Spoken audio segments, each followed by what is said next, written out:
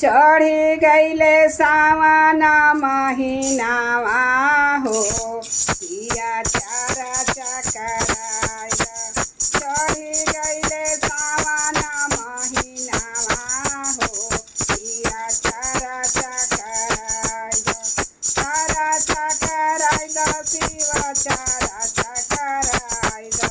चढ़ी गईले सावन महीनावा हो पियवा चारा चकराय भंगिया मंगाय धतुरावा मंगाय भंगिया मंगाय धतुरावा मंगाय कनैल के हर बेला पतावा हो पियवा चारा चकराय कनैल के हर बेला पतावा हो पियवा चारा चकराय चढ़ी गईले सावन महीनावा हो पियवा चारा चकराय चढ़ी गईले सावन महीनावा हो पियवा चारा चकराय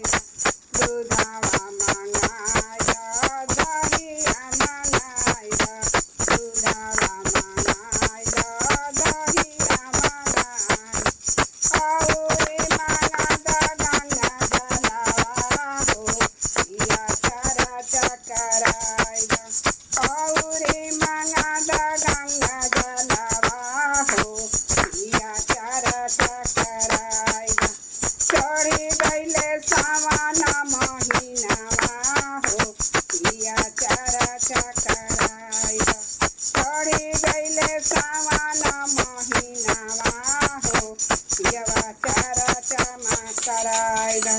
झलिया मंगाय ढोलकिया मंगाय झलिया मंगाय ढोलकिया मंगाय अपने हाथ डमरू बजाई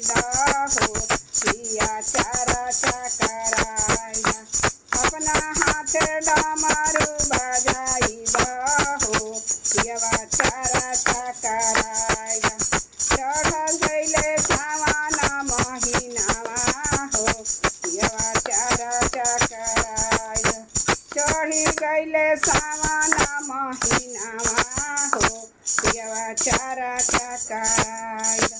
माई के बोला द अपना भाभी के बोला द माई के बोला द अपना भाभी के बोला